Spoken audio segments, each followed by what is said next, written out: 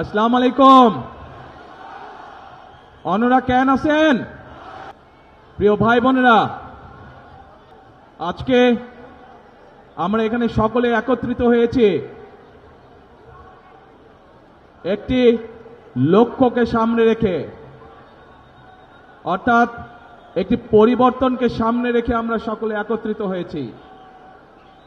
এই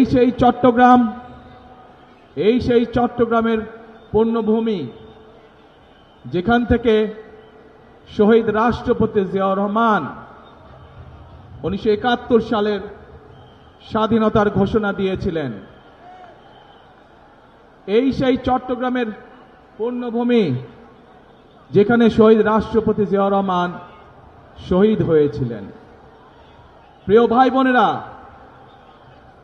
এই সেই চট্টগ্রামের পুণ্যভূমি, যেখান থেকে দেশনেত্রী খালেদা জিয়াকে দেশনেত্রী উপাধি দেওয়া হয়েছিল। এই চট্টগ্রামের পুণ্যভূমির সাথে আমি এবং আমার পরিবারের একটি আবেগের সম্পর্ক রয়েছে।